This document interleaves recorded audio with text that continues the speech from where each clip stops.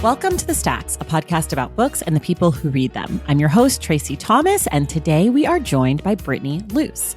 Brittany is an award-winning journalist and cultural critic who's celebrating her one-year anniversary as the new host at NPR's It's Been a Minute.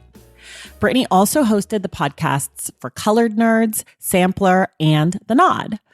Turns out Brittany is also an avid reader, and we have the most fun talking about all of the books. Brittany gives me book recommendations, adds a bunch of things to my TBR. We talk about our shared characteristic of being uniquely curious and into gossip. It is a very good time. Remember, our September book club pick is Monsters, A Fan's Dilemma by Claire Dederer.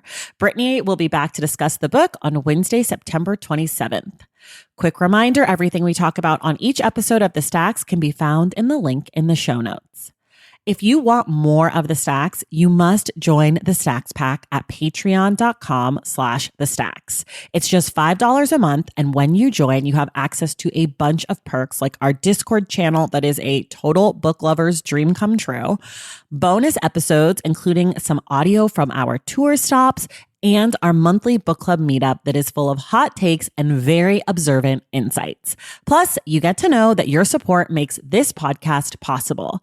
If you like The Stacks, join the Stacks Pack, because without folks like you joining the Stacks Pack, there is no way that I could make this podcast week in and week out.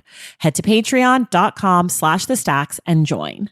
Here's a shout out to our newest members of the Stacks Pack, Bettina Albert, Alyssa Zuniga, Chelsea Devontes, Jan Gidello, and Lauren Williams. Thank you all so much for joining, and thank you to the entire Stacks Pack. I cannot say it enough. You all are the best, and I simply adore you. Okay, now it's time for my conversation with Brittany Luse.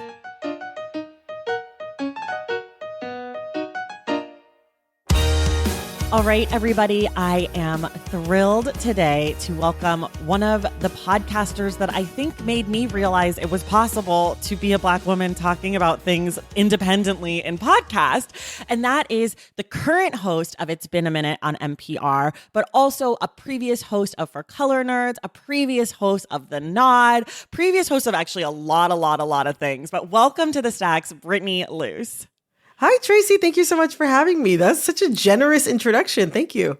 Well, I'm a fan of yours. I have to tell you, the first time I think that I really heard about you was I had started my show a little bit before, and Jason Reynolds was my guest, and we talked. Yeah, I love he Jason. He was like, do you listen to The Nod or For Colored Nerds? And I was like, no. And he's like, I think you should. I think you'd really like it. And that was in 2019, I think. And so I went and I listened, and then I went back and listened to a lot of stuff. And I was like, yeah, Jason nailed it. So thank you, Jason, for the intro. Love him. He's the best. He did your Quibi show, right? Yes, he did our Quibi show. And also, I think that he and his co-author of this book, All American Boys, Brendan, they were the first guests that were ever pitched to us For Colored Nerds, way back. And weirdly enough, randomly, I think we probably mentioned this in For Colored Nerds episode, but I when we met in person for the recording, all those years ago, probably 2016, 2017, Jason and I realized that we had been in an Uber pool before. Wait, how did you realize it? He looked familiar? Yeah, well, because we had chatted a bit in the Uber pool. Oh, okay. So, I was going through this whole thing. I was stressed at work. My arm was in a sling from stress. It was a wild time when I was first at Gimlet. And I was talking on the phone to my dad that morning about somebody who was pissing me off. And, I had the worst Uber pool etiquette. I would be on the phone the entire time, just having personal conversations. And when he was getting out of the car, he was just like, it seems like he's like, it seems like you have a really you're in a good position in life right now or something like that. He's like, it seems like you're doing a lot of cool stuff with your life. He's like, keep it up. I hope things turned out well for you. It was just really nice. Oh my God. Yeah. Just Jasoning. Just two Black people in an Uber pool having a chat. That's all. But yeah, I love that. Full circle moment. Okay, we're going to backtrack. I could literally do a whole episode talking about all of my feelings about Jason Reynolds. I won't, but I could. And I think I might have found the right person to do that with. So you'll have to come back for a future episode. But let's talk about you. So I always tell people kind of to start here. I gave a semi-abridged version of your professional resume, but do you want to tell people a little bit about you, where you're from, where you live, just like maybe like your relationship to books, since this is nominally a book show, any sort of general thing that we haven't said that's not on your CV or whatever. So you've mentioned that I host podcasts for a living, but that was something I didn't start until I was 27. Well, I didn't start hosting a podcast until I was like almost 27 years old, like 26, almost 27. And then I started doing it professionally when I was 27, which was an interesting shift because before then I had a cornucopia of jobs. I mean, you name a job pretty much, and I did it, or I worked in an environment that was adjacent to it, with the exception of maybe medicine. But so I was like a late bloomer career-wise. But my older sister one time called me a lifelong learner. She's like, you are a lifelong learner. And a big part of that has been reading. I've always loved reading. I learned how to read when I was like, before I started school. My mom was a stay-at-home mom after I was born. I have two sisters, one older, one younger.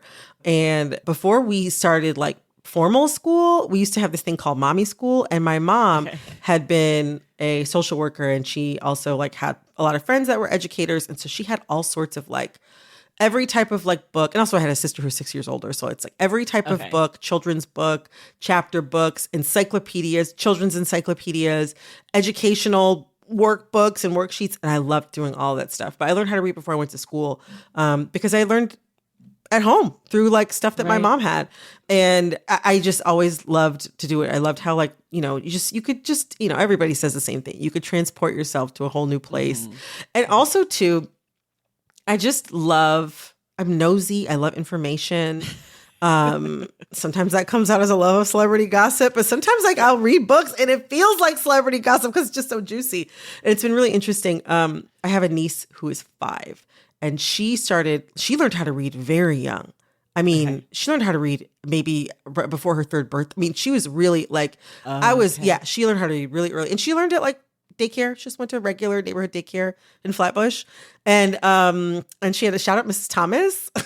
Hey, we love a Thomas around here. Yes, shout out. Exactly. And she had a really amazing daycare that she went to but it was like a lovely neighborhood daycare. And she just learned how to read early. And so it's been amazing to see over the past couple of years, her bloom as a reader.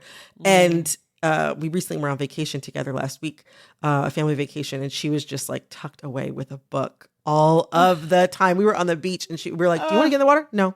Do you want to make sandcastles? No. And she was just reading. And it was like, I don't know, it was really interesting because it was like a moment where I was able to look at her and kind of realize how I must have looked to other people when I was a kid. I love that. But yeah, I mean, now I have a job. I wasn't really big on homework when I was in school. My sister, she said I was a lifelong learner, but I wasn't like big on, by the time I got to like high school, I was like, high school and college, I was like, I like the information. I'm like, I don't need to be here with all y'all discussing this every day because I don't even know if we're all on the same page. Yeah. But now I like to say that I am in a job that just is never ending homework because I'm always researching, always like learning about something. I'm always reading a bunch of books at once for work. And so now like kind of the reading place where I'm at right now is like reading for pleasure versus reading for work. Do you get to read for pleasure, or like how much, if you had to break it down, like what would you say percentage wise is what you get to read for pleasure versus what you're reading for work? I would say I read probably 75% for work and 25% for pleasure, because I'm always reading something for work. Yeah, I mean, one of the great perks of my job is I get a lot of books advance notice. Yes, I get a lot of advance review copies. Yeah, and also too, I get to talk to authors too about their books that I really enjoyed, or that I had more questions about after I read them. So I end up learning a lot. But also, and then I just get sent a lot of books, even if I don't request them. Like once you get on one publicist list. I've actually turned the corner from like, this is so great to leave me alone, because I get sent so many books now that I'm like, you obviously have no idea who I am because you've sent me 3 copies of Mussolini's Wife, an Italian 1942 historical fiction featuring, those books where I'm just like, how do you have my address? How did you find me? You're on lists. You are on lists that I probably have never even heard of or have any I'm on the awareness lists of your nightmares for sure. I'm sure they're lovely books, but some of the lists I'm on, I'm just you're like I don't know if I'm like, your intended is there reader. another Tracy Thomas who lives in this house? Okay, one of the things that I love about you, and I think part of the reason I love it is because I do relate to it so much, is you're so curious. I feel like your breadth of interests are limitless. I feel like you have covered so many different things in your years of doing audio journalism, podcasts, however you want to say. I think audio journalism sounds fancier, but I also am like, it could just be podcasts. Both. Yeah, you've done it all. I mean, and so I'm wondering how you think about curiosity, which I'm assuming for you is sort of innate to you. So maybe you don't think about it, but if you had to, what might you think about it? Well, that's a really good point. Actually, I do think that it is innate for me. It's not something that I have to work too hard at. Yeah. But also one of the things that I have really been blessed with in my life is that I'm surrounded by a lot of curious people in my friend groups, but also in my family. Specifically, all of the older people in my life, the older people in my life are really curious. So I never felt like it's something that is only reserved for certain stages of life or certain age groups. It's the curiosity never ends. So that's something that I think part of the reason why it's innate for me is because I've seen it practiced around me so much by the elders in my life. And also, I mean, I will say about curiosity, it's something that I really find appealing in other people. Like when I was dating, before I met my husband 8 years ago, and I mean, I had a list. I actually I had a list of qualities I was looking for in a partner, and none of them were tangibles. It was a list of intangibles. Got it. Yeah. It wasn't drives a red car. No. I mean, I know people have lists like that. More power to you if you feel like that's going to work or if it has worked for you and gotten you what you wanted. But yes, I had a list of intangibles. And for those out there who think that's judgy, I also would put asterisks next to the qualities that I wanted in a partner that I didn't yet have myself. Curiosity was one of the biggest ones. And my husband is an incredibly curious person. So it's we both get really excited about things and learning things and sharing them with each other. Oh, yeah. And so it's something, it's a quality that I really enjoy in other people. Okay. And so you said it's not something you really think about because it's innate in you. What are the things in your job that you feel like you really have to struggle with or have to practice? Well, okay. I'll say something that I have had to practice in my job that has somewhat rubbed off on me in my personal life is that personally, I have a lot of strong feelings about things that I'm interested in or not interested in. This is what I'm saying. I relate to you so much. I'm just I don't even know any more about that. Sometimes I'll just be like, what is this? I'm like, I don't even need to know more. It's just not something, it's not for me. But with my job, I mean, we put out 2 podcasts a week. You combine those podcasts, and that makes the radio show that plays every weekend on It's Been a Minute. And we, like you said, we cover a variety of topics, partially because I'm interested in a variety of things, and also because, I mean, I have an incredible team full of producers and an editor and all of the other people that help make our show happen at NPR, who also, I mean, are so different from each other and have so many but also have so many overlapping and outside interests. So I'm constantly being introduced to new concepts and ideas and things all of the time. But also I mean, show comes up 52 times a year. There's 3 to 4 segments in every episode. It's I am not great at math, which is why I work in audio. Same. That's I mean, that's over 150 segments I have to produce a year.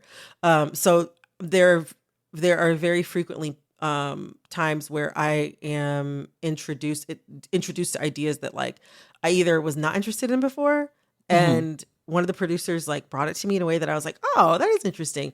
Or the point of the show is also to kind of like talk about things that are happening in America and to a certain extent around the world. And so there are things that I'm not interested in that I should talk about because they affect a lot of people or many people are interested in them. I ain't the biggest Taylor Swift fan in the world. I'm not really a Taylor Swift fan at all. At all. But but she's somebody that I do have, period. But she's somebody that I do have to keep tabs on and keep track of because she is consequential culturally. You know, like she's somebody who she is a huge cultural figure. And so it's like, you know, like you don't love everybody that you have to follow, but you know, you don't, same way you don't love every aspect of culture or pop culture. You know, you don't love all of the people that you have to like learn about or read about or whatever. So I think that's probably the thing where I have had to make a practice of being more receptive to things that are outside of like my interest base. And as a result though, like I end up with like so much knowledge that I otherwise wouldn't have. Yeah. And I become interested in things that I didn't think I would become interested in. Yeah, that makes a lot of sense. Yeah. Is there, I mean, you don't have to get too into the nitty gritty. I'm only asking a lot of these questions because I'm independent and it's me and I have an editor who edits once I've recorded, but like I don't have a team of people that are like pitching me ideas or like helping me create the show. So I'm wondering like when things come to you or when you're in your team meetings and stuff, how much do you get to be like, no, like I'm actually not interested in it and I don't want to do it versus like, how much are you bringing or are you saying like we have to do this? Like does the buck stop with you? Is it like a vote type situation where like if people are into it, that's what happens? Ultimately, the buck does stop with me. Like we have an editor and you know, she has to make sure that the ideas that we want to pursue are structurally sound and like there's going to be a there. But to a certain extent, all of the producers have great story sense and ask interesting questions. And so we all kind of play that role with each other. Because sometimes, you know, they as individuals are coming to me, or sometimes I'm throwing ideas out to them, or sometimes someone's like, we really should talk about this thing. Like this is something that actually is affecting a lot of people. And then we'll try to figure out, well, what would be the best approach for our show? Because really, I mean, the way that we're working on, the way that I have, that I and my team are approaching It's Been a Minute Now, which, gosh, I'm talking to you right now in mid-August. Yeah, in a month from now. I started working at NPR in mid-September of 2022. So I'm approaching a year that I've been working there and nearly a year that I've been hosting the show. Thank you. But yeah, the approach that we have really wanted to take with the show is that, or that we are taking with the show is that culture is this thing that doesn't happen by accident. So if there is something that is cresting in the culture, something that people are talking about, something that's happening out in the world, there are roots to that and there's a tail to that. And we are going to pull all of those threads out. We are going to have, you know, not just the, you know, the culture conversations that, you know, will give you something, well, that'll make you like the most popular, cool person at like your dinner party or in your group chat or at your water cooler. But also we really are digging into why a specific cultural thing matters and what like reverberations it creates out in the real world. I think a lot of times people will hear about some of the things that we cover and they'll be like, well, why does it matter that there's a television show on AMC that's, you know, a remake of Interview with the Vampire and that the vampire is black? And it's like, oh, well, this is the history, some of the racial history around vampires. And also this is some of the history of the neighborhood of Storyville and in New Orleans, in Louisiana at the turn of the century. And this is how Black people were regarded. You know, we can pull all of those things out. So it's like, yeah, this thing that you're enjoying or this thing that you're not liking at all, you know, this innocuous, this on its face innocuous TikTok trend of the vanilla girl actually has, you know, much scarier roots than it might seem like on its face. But I think of it as like a constant conversation where we're all of us have, like I said, we have overlapping things that we're interested in, but everybody also has their own specific background, their own specific interests. the things that they do in their downtime that they're interfacing with that maybe not everybody else on the team is interfacing with. And people are from different places around the country, and everyone's kind of bringing their spin into it. But at the end of the day, I'm the person who's going to be, saying the words. Right. My face is on the show art, and so if people don't like something, or if it comes to you. Everything, all the blowback comes to me. So I do have like ultimate veto power, but we have a pretty, I would say, as long as like the structure is there, the structure of the idea is there, or we can get it there as a group, then pretty much anything's on the table. Yeah. I mean, I have to say, I was so excited. I was listening to your show and I went to listen to an episode, and I saw that you had one of my best friends from college and also past guest of this show, Josh Segura, on talking about the himbo. Oh, he was lovely. Josh was Isn't he great? He's so great. He's such a people pleaser. He's such like a outgoing, he's like so eager. He's such an eager person. He was a great guest. He was so much fun. He's a great guest. He's so great. And I think what's funny about Josh is like so many people are like, oh, he's playing this himbo, blah, blah, blah. And Josh was like, yeah, I have to do all this acting. And I'm like, you're a fucking himbo, Josh. How dare you? He's all of the things he describes as Lance. Like on your episode, he talked about how Lance is loyal and like sees the good. And I'm like, this is you. You might not be as dumb, as oblivious or whatever, but like you are a himbo at heart, an IRL himbo. So I love that he got up there and talked about it. And I'm like, listen, because I've been thinking this for years about him. I'm like, he's pretending to be this character, but it's actually Josh. But it was so much fun to talk to him. And also it was really fun to kind of peel back the layers of why people are so into himbos right now. Like people are into himbos, I think, because they're hungry for a different expression of masculinity. So it was really fun to talk to Josh because he was so much fun. He was just so down to play our silly game Himbo Mania. But also too, because he really played one of the best himbos in TV history. He's a legendary himbo. Also, he's a lover of WrestleMania. So as soon as that came up, I was like, oh, he's going to be all into this. Did you know that about him? I didn't know that. I had a boyfriend who was really, really into WWE. So I know a strange amount about personality. Wrestling. This is the thing. Anybody who's into wrestling, they ain't into it just a little bit. It is a thing. Oh no, it is a thing. It's a graphic T-shirt moment. It's home decor. It's expenses. It's trips. Josh is so into it. So when I was like, oh, she must have known. I don't. But he's not really on social anymore. So I was like, I don't know. And then I was like, oh, he's so happy right now. Totally to shift gears though. I want to ask you, have you read Heavy by Kiese Layman? Yes. I listened to that one on audiobook, actually. Yeah. Isn't it so good on audio? So good. So good on audiobook. It's just so good. It's one of my favorite books. And one of the big things he talks about in that book is revision. And I feel like revision is something that I think about when I think about your career, because I think that you have been you, at least your podcasting career, you have been you doing these things for Colored Nerds. And then you guys brought it back. You were we're going to revamp, we're going to come back to this thing. We're going to do it again. We're going to give it another shot.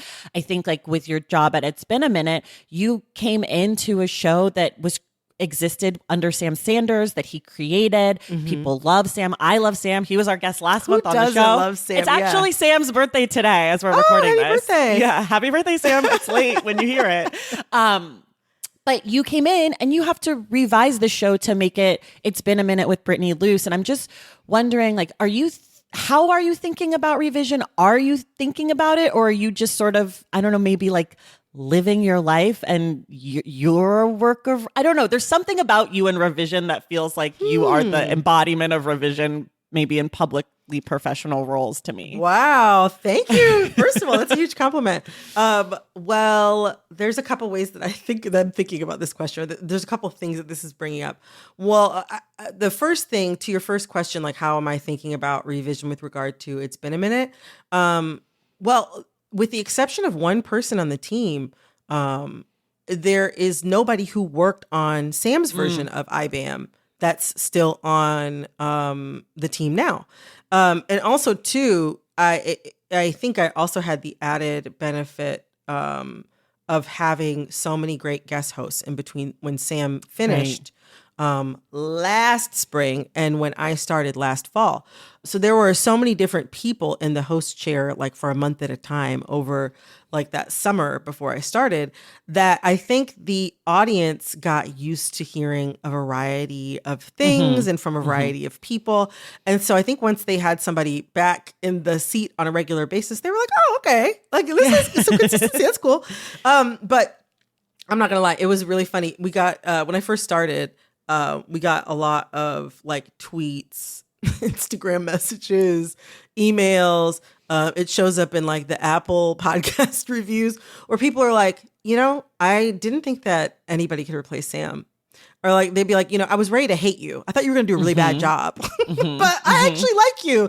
And I'm enjoying this new version of the show.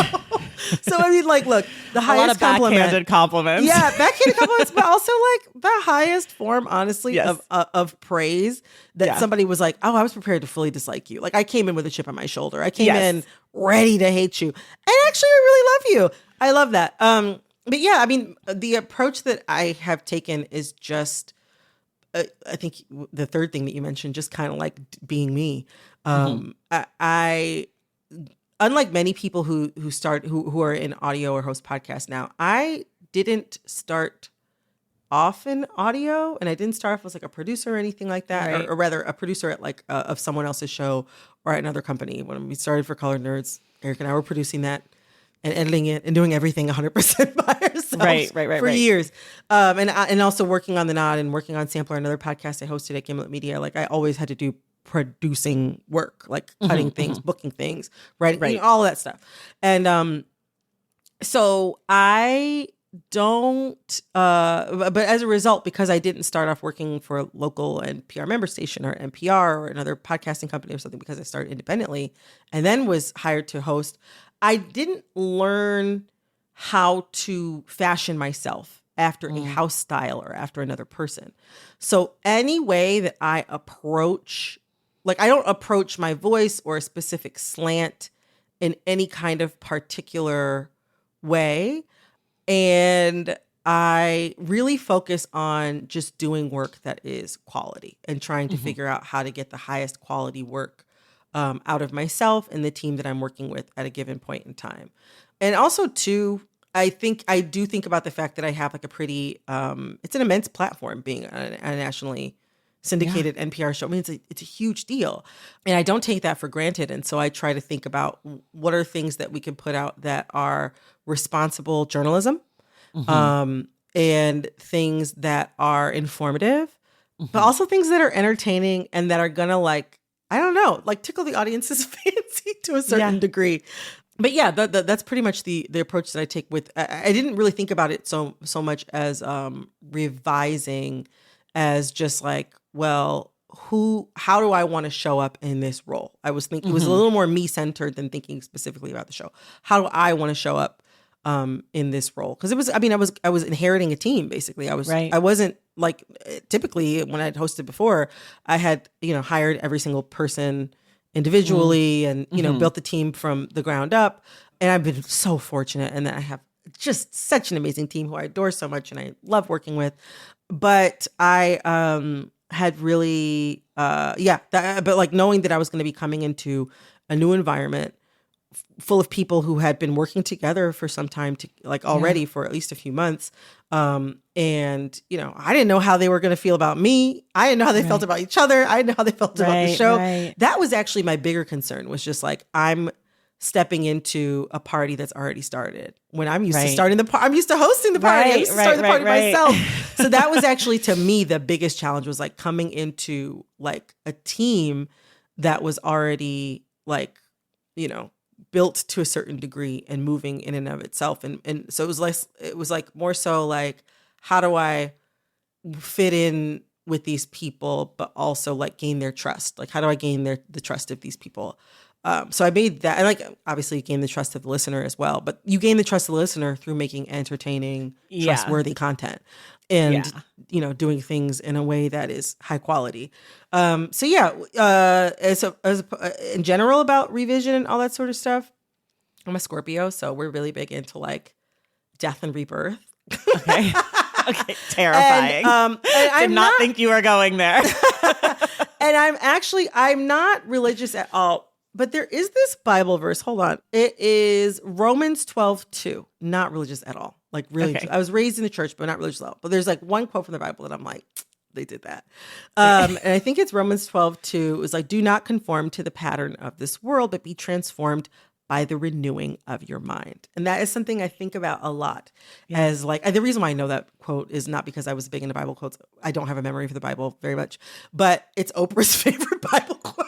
So she knows a thing or two about revision. Yeah. And so that's something I think a lot about is like, I feel like I'm constantly, honestly, through a lot of the reading and the work that I do and the fact that like our episode life cycles, they change all of the time. They're like beginning and ending all of the time.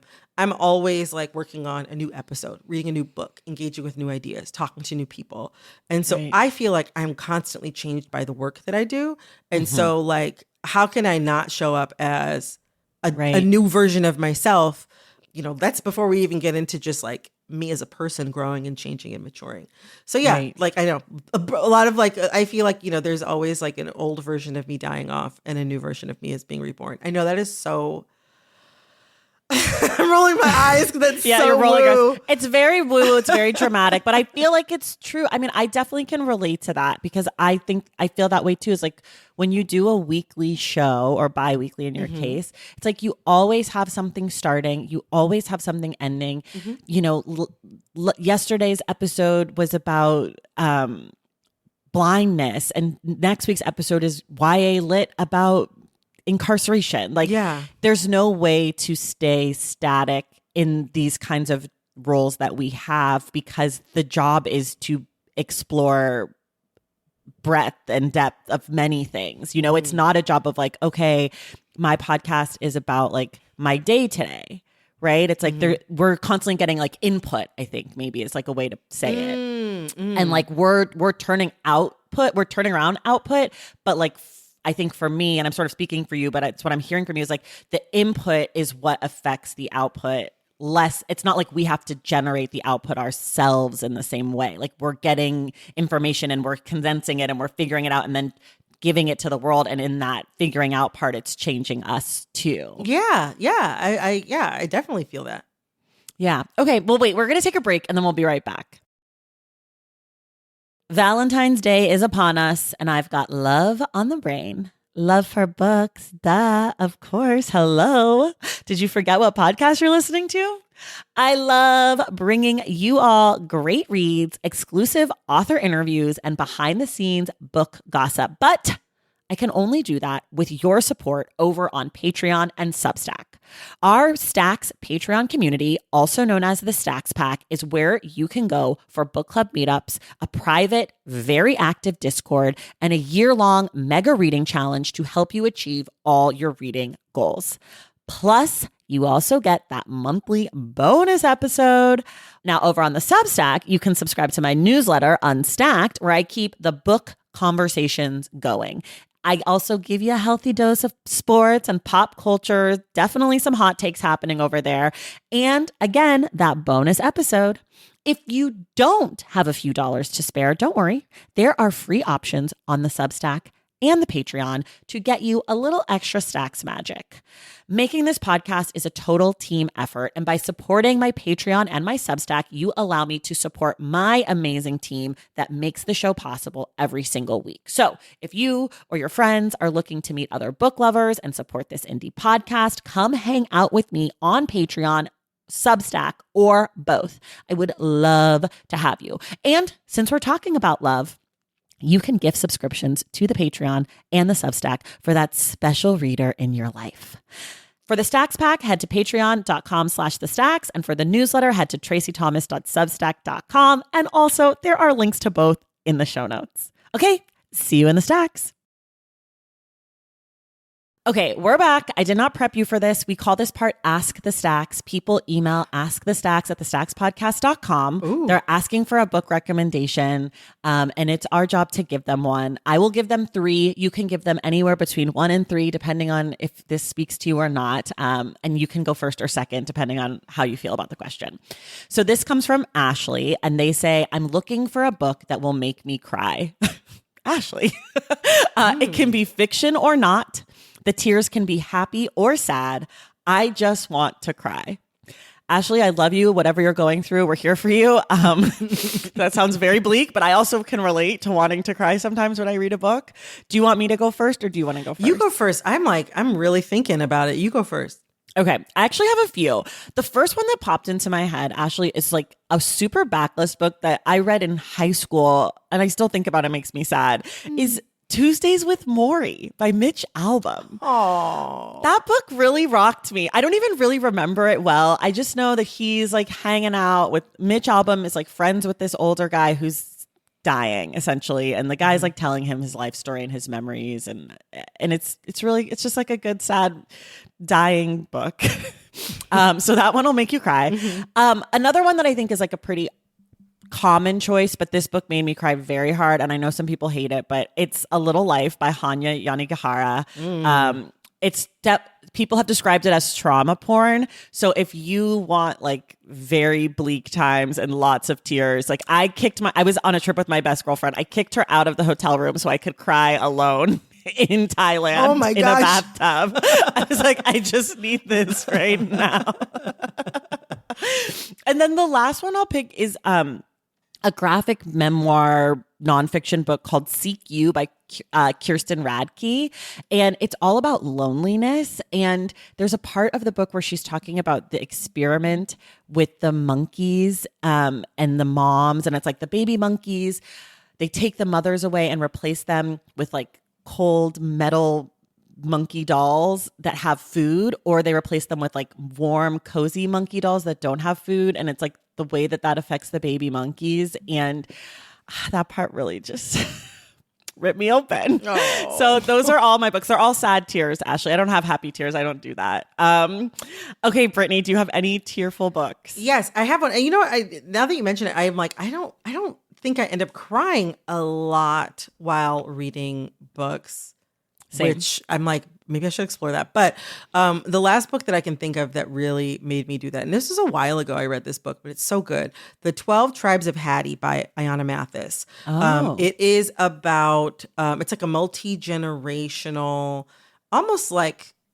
it almost feels like an anthology. Like each chapter is basically a short story that is like from the perspective of one of like 12 people, essentially.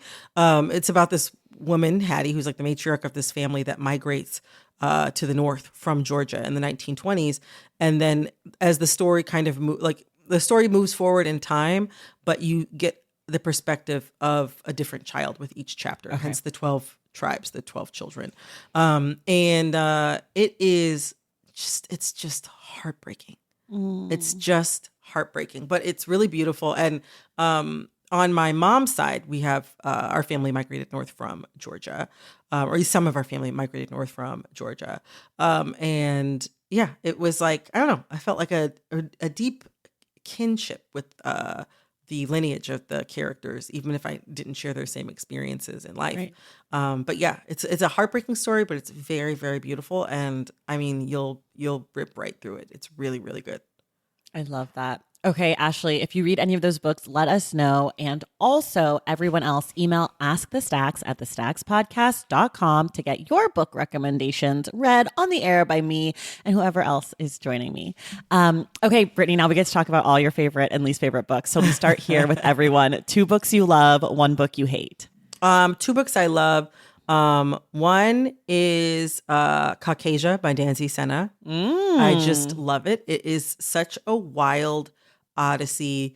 It is one of the most incredible books to me about like family and identity and how differently those things can show up both physically but emotionally, and Yeah, and intellectually. But it also lots of parts of it are just really, really funny. I think that's one of my favorite things about Daisy Senna's books is that like she could be writing about the most off the wall shit. Like, or like the most serious shit. You know, like for instance, Caucasia is about a young girl who basically is forced to go on the run. A young biracial girl in the 1970s in New England who's like forced to go on the run with her white mother and basically poses a white girl because of a whole bunch of other stuff going on. And she's separated from her older sister, who is forced to go on the run with their black father. And but like that's obviously there's a lot going on there, but it's also there's so many parts of it that are just so fucking funny. So that is a book that I love. And another book that I love is Maud Martha by Gwendolyn Brooks. It is a fantastic novella.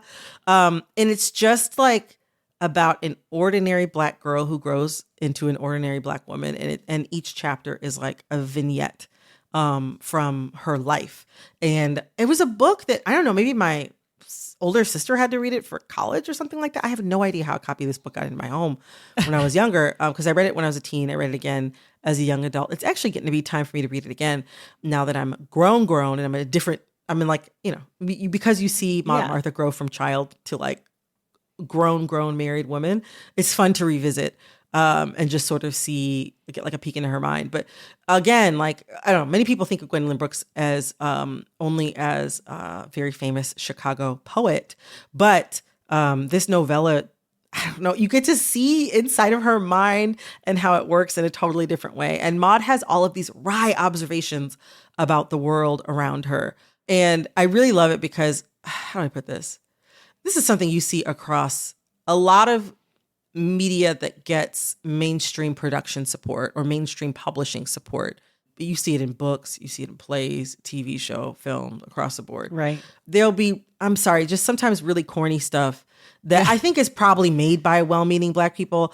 But like, it's one of these things where I'm like, who is this for? Who are you either performing for, or who are you over-explaining to, or what? Like, who is this? Yes. Who is this story meant to benefit? And Maud Martha, it feels so much like the thing that you would want now, like that I think many of us are hungry for now. That's just like a thing about a Black person as opposed to a thing about Blackness. Right. When I say thing, I mean, mostly I'm talking about like fiction. There's a lot of, I mean, obviously nonfiction. There's a lot of nonfiction that's fantastic about Blackness, as it should be. Right. Or there are things that are kind of about Blackness that are fiction, but that are doing it in a really sophisticated way. But there's a lot of unsophisticated stuff out there that really should be about people, but it's really about Blackness. Yeah. And Maud Martha is a phenomenal book about a Black girl who grows up into being a woman and just the ordinariness of her life. But it gets at all of these things like the awkwardness of making white friends and bringing them over to your house. But also like, it also gets at colorism and how you can feel kind of trapped within marriage. Like it gets at all of those things without it being a message. And so that book is like a book that I hold very, very dear that I don't think enough people talk about or know about. So those are two books that I love. Okay, what's the book that you hate? You actually mentioned it. I actually hate A Little Life I hate A Little Life. I know, it's very polarizing. Maybe I should have read it in book form. I go back and forth. I mean, there are books that I read books in a variety of forms. Sometimes I read them like physical paper copies. Sometimes I'm reading them on an e-reader. And sometimes I am listening to them on audiobook. A Little Life, I listened to an audiobook. That seems like a recipe for disaster. Yeah, I was just like, God damn. How long is it on audio? It takes a long time, but it's got to be like 24 hours. Yeah, I think it might even be that long or possibly longer. It could be in like the 30s. I don't know, but it's a long audiobook, which I don't mind. Like pro tip, reading memoirs on audiobook is always, if you're trying to get into audiobooks, memoirs, memoir. Read by the author. I feel like if you can get a good celebrity memoir read by the author, that's the gateway. Like Trevor Noah, Mariah Carey, Viola Davis. Those also, ones. Jeanette McCurdy. I haven't listened to Jeanette McCurdy's. I should. Hers is good on audio. Kind of an offhand pick, but Isaac Mizrahi. He has his memoir is called I Am. And he's lived an incredibly interesting life. There's a lot of times I listen to audiobooks too by people who maybe like, I mean, I used to watch his TV show when I was a kid. So like I'm super into Isaac Mizrahi. So it was fun to read, fun to listen to. But I also will just like listen to people's audiobooks that are just interesting, especially if they're read by them. Oh my God. Just Kids by Patti Smith. 10 out of 10. That one's like a 20 out of 10. Is it on audio? It's so good. Oh, it's so good because she's got that beautiful gravelly voice.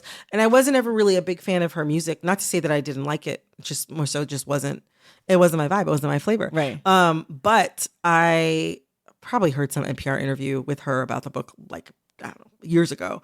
And then, I started listening to it. I also I'm a big fan of listening to audiobooks that are location specific. So like if I'm in LA, I'll listen to like somebody whose memoir is like in LA. And then I can kind of like get a feel for the vibe. Anyway, I'm way off topic, but yes, okay. I just didn't like A Little Life. I think at one point I was listening to it out loud without headphones or something like that when I was like cleaning or me and my husband were moving. And he was like, what is this sad ass book? Yeah. Like, what the hell is this?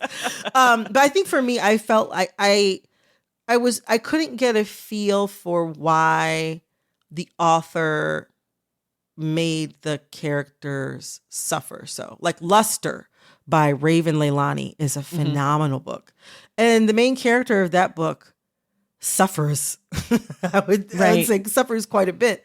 But there was something about the way that it was written and the way that it was approached that didn't make me feel as the reader like it was for naught or for no reason. Yeah. Or like give me questions about like the author's vantage point. And that A Little Life for me did. But I know it's a very divisive book because I know people who love it. You love it. I'm in the middle. No, I don't love it. Oh, you don't love it. You're in the middle. It's a great book to make you cry. That was the question. Ooh, I was giving a specific recommendation. I liked the book when I read it, but every time I think about the book, I have a new problem with the book. Like every time I go back in my brain and I'm like, why did she do that? Or like, this is not what people say that it is. And a lot of times for me, my problems with books sometimes are how I feel like the world has received them versus what I've actually read off the page. Real. Like there are books where people are like, oh, this book is a searing indictment of blah, blah, blah. And I'm like, this book had a lot of storytelling problems and it was not a searing indictment. It was a good idea that was a big mess after 250 pages. So a lot of times like my book criticism brain is also critiquing like what actually happened versus what people wanted or felt like happened, because that like I think sometimes people jump to fix books or movies or TV shows to make them be a thing they can like. Does that make sense? I feel like that about the Barbie movie. Like people were like, "Oh, the Barbie movie is such a feminist." And I'm like, the Barbie movie has serious storytelling issues. The feminism is weird. Yeah, and like the movie's about Ken. Ken is the most well developed character, and like I had a good time. Like I saw the movie with friends and I had fun. I had a lot of fun, and I thought that they were cute. It was really cute, and like I thought that it was like it had a lot of interesting ideas in it, and like there are some quibbles I have with the execution of some of these ideas or how some of these ideas where I'm just like, oh, if we had just worked on the script a little bit more, we had to work some on things it. Out. We had to work. I thought the performances were great. The production design was great. And it was a key. It was a good fun. It was a good little time. Yeah. But yes, I agree with what you're saying, where it's just sort of like this has to be something and mean something. Or this else has to be the most important film about patriarchy and feminism in America. Can you believe it? And I'm like, no, I can't believe it. That's not what we watched. Like it was cute. It wasn't all that. Anyways, what are you currently reading right now? I'm reading a couple things. So my aforementioned niece and I, who's 5, she's awesome. We used to live in the same city. Now we don't anymore. And so we are in a book club, me and her. We're reading Matilda by Roald Dahl, which is a book I loved when I was growing up. And it's fun because it's like she's started reading chapter books, and this one is like it's hard to find chapter books that are age appropriate but still like feel exciting or challenging to her. So this one's like a little bit of a stretch. And so it's like, and it was fun because when we were on vacation last week, we got to read like next to each other. She's like, a book club is when 2 people read in the room together. And I was like, it can be. Yeah. Like, I don't know if that's what it's for everybody, but that is an option. And so it was cool because we got to kind of like talk about it. And she like asked me what a speedometer was. And I was trying to explain to her. And then I was like, oh no, you still sit in a child seat in the back of the car. You don't know what the hell I'm talking about. But but it was fun. Like there were certain Britishisms that we were both kind of like, I don't know what this is. But so she's so smart. It's so fun. And she's been reading the book and I'm reading the book. So she got 2 copies from like a used bookstore. So I have a copy and she has a copy. So I'm reading that. I'm also reading, I'm in a movie club with so many smart and wonderful friends. And one of my friends is a TV writer and he suggested months ago that I read Betrayal by Harold Pinter. So I've been reading that, which is a play. A play. And I do like to read plays. I love plays. I was a theater major, so I like to read. I love to read plays. Yeah. I there's something really fun about them. And also too, sometimes it's like you get that hit of story because I love story. So you get that hit of story. If you don't want to commit to like a whole book thing, you can read like you don't really need all the juicy description. play. You can just have the action. Exactly. Plays are all plot basically, which is my literally happy all plot. place. It's just like it's like rock candy where it's just like everything's been boiled down. And you can read them in one sitting because they're meant to be like 2 or 3 hours long. Like I don't have to give you 7 days for this book. I can be in and out. Exactly. And I also been reading Dyscalculia. I might mispronounce this person's name by Kamon Felix. Kamon Felix. Yeah. She came on this show earlier this year. Yeah. But yeah, no, I've also been reading Dyscalculia by Kamon Felix. And those are the things that I've been reading for fun. And the thing that I've been reading right now for work is an upcoming nonfiction book called Fair Play by sports writer Katie Barnes. They wrote this book that is this deeply researched and reported exploration into gender and sports. We're working on a segment about the current surge in popularity or the recent surge in popularity of the WNBA. I recently went to my first WNBA game and I'm an anti-sports girly. And I had the time of my life. I lost my shit at the W. I was like, maybe the thing I'm missing this whole time is women's sports. I'm like, maybe I would have liked sports if I was centered in them. And so and so like now I've like me and my husband are going to go back to another game. And I've been like keeping up with highlights and the scores and things like that, because the playoffs are coming soon. So yeah, it's like, I mean, I've been like anti-sports. Another fun thing, like I said, it's been rubbing off in my real life, me being like, I'll be open to something new. So those are the things that I'm reading right now.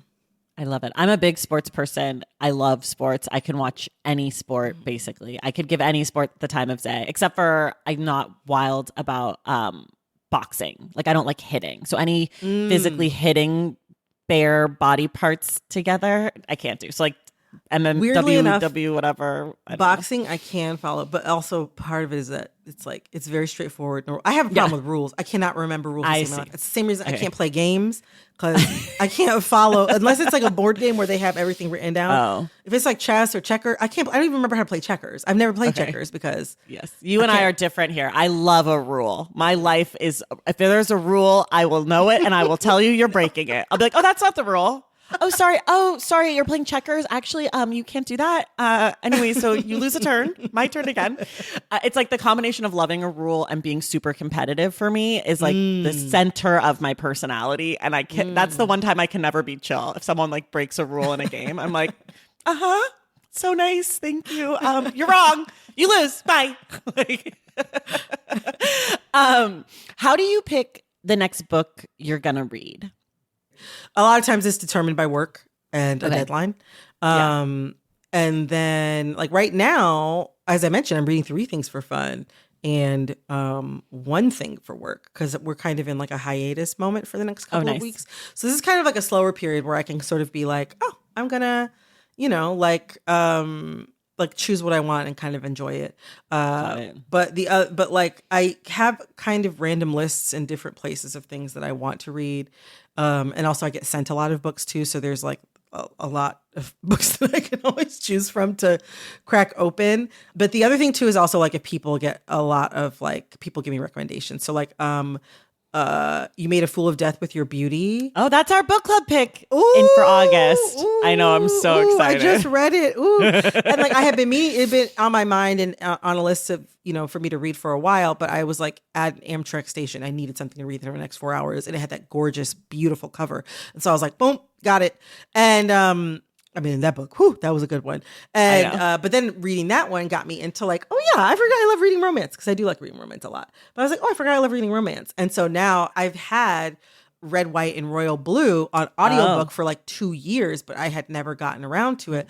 But now that the movie is out, people are like, you know, the book is better than the movie. So I'm like, let me go ahead and start listening. Like, that's the next thing I'm going to start reading for pleasure. Okay. So I'm like, that's how I sort of just like, I don't know. It's like, what's my vibe? And do I actually have free time to read something for fun? Totally. Are there any genres that you don't like or that you avoid? Well, I would say I'm not big into animals. Okay. But I really enjoyed Sabrina Imbler's how far the light reaches. So good. That's the thing, is like, again, I can kind of be convinced into I feel the anything. same about that. Yeah. I felt the same about that book. I was like, and I don't like the ocean. I was like, sea creatures. Interesting. Now I'm scared. I am scared, but I do actually like the ocean. Like I am afraid of it, but I do like it. But yeah, I was like, animals? Are we sure? But I loved it. Crabs. They did. You're gonna write a book about crabs? Right. No thanks. From the first chapter about goldfish, I was like, they got me. I was like, I hate it here. No, yeah. When I started the book, I was like, it was the same thing you were saying before. I want to hate this. Everyone says it's great. I want to hate this. And then I was like, oh, okay, so Sabrina Imler is a genius. Cool. Right. Cool, I was like, and the thing is, I had read their essays, and I was like, this person can really write. But I was like, the true test will be, can you get me to care about animals? And it's like, well, you did. And that's like you did it. Yeah, I'm like, it's just like, not that I'm not, not that I like don't care about animals like in general, but it's just more so like they're not my favorite reading subject. Yeah. But then now I'm like, well, now I got to read Ed Yong's book. Ed Yong, that's the next one for me too. Now I guess I'll just love animals now. Call me when you read Marley and Me. That's how we'll know you've really gone full animals. That'll actually be exotic for me, because I'm not really a pet girly. So I'm not either. I'm allergic to everything. I'm not into it. I'm allergic to everything. Oh my gosh, we had albino frogs when I was growing up, because the maintenance was low, and we got them from my piano teacher. It's a long story, and also because I'm allergic to everything. We didn't know they were going to be albino until they fully grew, and I was like, "Girl, why did you give us these scary ass frogs with red eyes? What were you thinking?" But anyway, that's another story. I love that, and you've never had a pet since. Hello. There you go. Okay. What's your ideal reading setup? Location, time of day, beverage, snack, temperature, accoutrement? Where I end up reading most often is either for fun, I'm reading in bed before sleep. Okay. Not all the time. I also am like a huge TikTok user. I mean, the other thing is, I make it sound like I read all this stuff. I do read a lot. Like, I do actually do read a lot, but I also like watch a ton of television. I watch so much trash, garbage television, and I watch a sickening amount of TikToks. So I also am like a big TikTok before bed, which everyone's like, oh, it's bad, but it's like, you know what? You only get one life, so who cares? But so yeah, for pleasure, I'm reading in the bed at night. And then, but the thing is, then I end up reading something really juicy, and then I'm just up being like, all night. My God. That's who had me like that? Akwaeke Emezi had me like that with You Made a Fool of Death with Your Beauty. Oh my God. Bolu Babalola had me like that with Honey and Spice. Okay. I'm sitting there reading this college romance, losing my shit every night. And Emily Henry has had me in a chokehold in that way repeatedly. Also, Rebecca Weatherspoon, if you're into the more erotica, more erotic romance, Rebecca Weatherspoon will have you all the way fucked up. So if I'm reading a juicy romance, then my ass is up. And then also too, I'll say Caucasia had me. Any Danzy Senna book has me up. New people. I'm like, Maria, girl, I still think about Maria and where she was under when the book ended. Yes. I was like, girl, I think about that all the time. I'm like, girl, what is going on? So those books like that will have me messed up. And then if I have to read for work, I will sit on my couch, and usually it has to be first thing in the morning before I get all, like, I enjoy the books that I read for work, but something about knowing that it's for work. Same thing with the documentaries. I have to watch documentaries. Well, now it's documentaries because of the strikes, but like a lot of TV shows, films, and things like that. I love watching them, but I try to keep separation between what I'm doing, because there's a lot of things that like I end up watching that I like for work, but I try to keep it for the most part to a working time so that I feel like some separation between my work life and my personal life. So yeah. Okay, you mentioned documentary. I was not planning to talk to you about this, but have you watched The Deepest Breath on Netflix? No, what is that? Brittany. What is it? This is my whole personality. Oh my gosh, I have to see this. My husband is a documentary film editor, and so we watch a lot of documentaries. So this is gonna go over great in my household. It is about free diving. Do you know what that is? My claustrophobia is Okay, this movie will make you sick. Okay, I had nightmares after I watched this movie. It is about these two free divers. It's a sort of love story, thriller, and for me, horror film because it takes place in a place I do not like, the ocean. Oh my God. It is so captivating. After I finished watching it, I spent the next 36 hours doing nothing but researching freediving and freediving related things. I got no work done. I was like supposed to read an entire book over this past weekend. Nope. No, couldn't do it. Couldn't even open the book. I was like, bitch, you're writing essays about your life? How dare you when people are freediving? You have to watch it. It's insane. I'll watch it. My husband edited a piece, maybe it was a year or two ago, for like Vice News or something like that. That was like about like deep sea divers, this woman who was deep sea diving because her father had done it. But the woman who was like the person who was like the journalist who went with them and followed them, she like did all this breath training and all this stuff like that. Where I was like, give me a boat. Give me a submarine. And I don't want a submersible. I don't want to be that deep. No, I'm not going to be on a... I'd like to be on the submarine Nemo ride at Disneyland. That's about as deep as I'm going. I am a fabulous swimmer. I have survived a boat sinking. It makes it sound like it was a Titanic-sized boat. Yeah, it was like I feel like sailboat type sinking. But like, and it was like in the middle of a small bay and like a small lake. But like, you know, I don't really fear water. I fear like the depths of the ocean though. Yes, and so certainly. I don't need to be in a submarine. I don't need to be down there, and I don't need to be holding my breath for 9, 10, 25 minutes to go down diving deep, feeling that pressure in the dark. I'll check it out though. Yeah, the movie makes you feel like you're there without having to be there. Okay, I just have a few last quick ones for you. What is the last book that made you laugh? I haven't read anything that funny lately. I mostly have been reading a lot of, well, actually, no. When I started reading Matilda last week with my niece, I was like, no wonder I like this book so much. It was hilarious. It was so silly. Yeah, so that was probably the last book that made me laugh. What about a book where you felt like you learned a lot? Okay, so gosh, I'm always reading books that make me feel like I learn a lot for work. But there was one that I read recently in the past few months that I just really like. I ate it up. I'm in a period of my life that I call Mom Curious, where I'm like, you know, exploring the possibility of having children at some point fairly soon.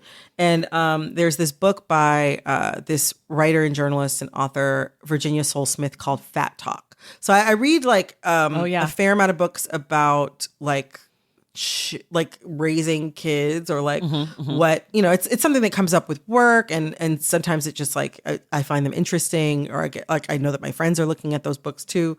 But it's called, actually I have it right next to me. Hold on. It's called Fat Talk: Parenting in the Age of Diet Culture by Virginia Soul-Smith.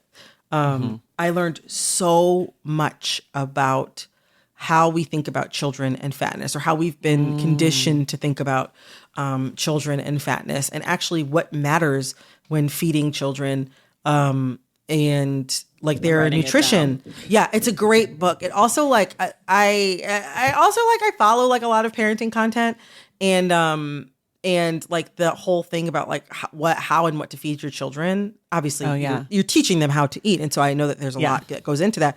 But there are some people out there that make it seem like it's like this, not like through the child's pickiness or anything like that. All that stuff I think is pretty normal and difficult. But like just that like you can feed your children the wrong food and it's going to ruin their life. And yeah, she gets into so much research around that is just like, girl, no. Ooh, and another book, actually. Wait, one more. This. Okay. I would recommend to anybody. And if you haven't had Elise on, I would like, you got to have Elise on. Oh, I haven't, but I know about this one. Oh, Flawless. Please have her on. Flawless: Lessons in Looks and Culture from the K-Beauty Capital by Elise Hu. Woo! The book, I learned so much about the technology and the business of beauty, not just in South Korea, which has like just a hugely gigantic and all-encompassing beauty industry, which she gets into in the book. but it also just like where the beauty industry is going and how we see that like making waves in the United States. Right. Yeah, I'm really interested in beauty culture. I love reading stuff about like beauty culture. And yeah, I thought this book was phenomenal. Lise is such a great reporter, and the book, I swallowed it. It was so good. Okay. Sorry. Thank you for adding to my list. I always hate when people add to my list, but I always get so excited that I end up reading those books right away. So I'll be giving you a book report shortly. Okay, 2 more questions. Mm-hmm. One is, if you were a high school English teacher, what's the book you would assign to your students? Maud Martha. That is, I think it's like the perfect. I think being teenaged is like the perfect time to read that book. Mm-hmm. And I think that like very few books that I read, if any, when I was in high school. I mean, granted, like everybody has different experiences. I grew up going to school around a lot of white people, and white teachers. But I don't think ever read any books that were from the perspective of Black women or girls. Mm-hmm. I read them on my own, but they weren't assigned to me. Right. And the writing is so beautiful and the story is so rich. And I think that like, I don't know, I think what books you read in school teach you how to consider other people's interiority. And and I think that like I am always hungry for Black women's interiority, Black femme interiority in literature and what I'm in nonfiction, what I'm reading. And I think that I think that there's a lot of people in this country that would do well to have that perspective as well. Okay, last one, and this kind of ties in. If you could require the current president of the United States, Joseph Robinette Biden, to read one book, what would you want it to be? Oh my gosh. Your face. You're like disgusted by the question. It's such a big job and it's so massive. It's such a massive question. I think, you know what?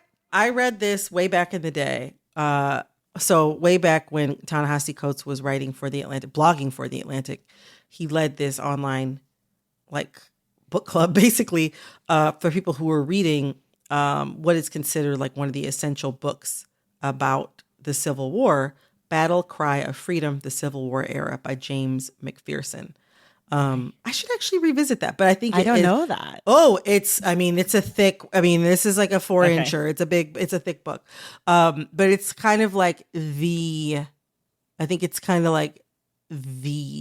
Civil War history book. And it really is really helpful for me to understand, like, okay, I'll put it like this. Like one of my high school history teachers, the one that taught like the Civil War, like elective, was, even though I'm from Michigan, he was a reenactor for the Confederacy.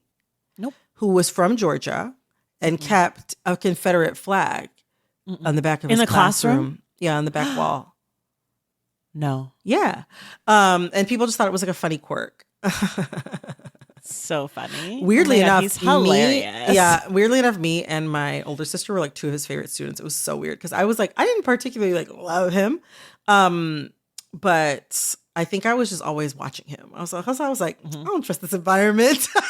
I had a teacher like that too, who was like heavy Republican guy, loved, and I remember I said something about Condoleezza Rice, and he like got mad at me, but he also ended up writing my college recommendation letters. Like he loved me, but I was also like, don't fucking Condoleezza Rice me, motherfucker. Like, we're not doing that. But yeah, no, I think that book is like one of the most. I didn't think I was into history books necessarily, or like big, thick American history books until I read that one. You really understand like the formation of capitalism in the United States, and you understand like what was all at stake throughout the different parts of the Civil War. And you also understand a lot of foundational things about the business of slavery. So yeah, I would say I would assign him that book. All right, everyone. This has been a conversation with Brittany Luse. Brittany will be back the last week of September, on September 27th to discuss Monsters, A Fan's Dilemma by Claire Dederer. If you've been paying attention to me on social media, you know this is a book I have been dying to do. I think Brittany is just the person to delve into this book because there is a lot of stuff in it. So we'll be back at the end of the month for book club. Brittany, thank you so much for being here.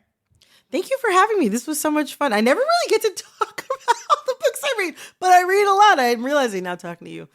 I'm glad that you read a lot because it gives us lots to talk about. Everyone else, we will see you in the stacks.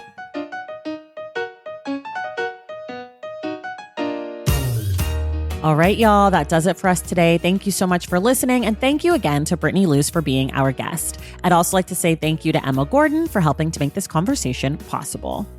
Make sure you listen when Brittany returns for our September 27th episode, which will be a discussion of the Stacks Book Club pick, Monsters, A Fan's Dilemma by Claire Dederer. If you love the show and want inside access to it, head to patreon.com/The Stacks and join the Stacks Pack. Make sure you're subscribed to The Stacks wherever you listen to your podcasts. And if you're listening through Apple Podcasts, be sure to leave us a rating and a review. For more from The Stacks, follow us on social media at The Stacks Pod on Instagram, Threads, and TikTok, and at The Stacks Pod _ on Twitter. And you can, of course, check out our website, thestackspodcast.com. This episode of The Stacks was edited by Christian Duenas with production assistance from Lauren Tyree. Our graphic designer is Robin McCrate, and our theme music is from Tigirigis. The Stacks is created and produced by me, Tracy Thomas.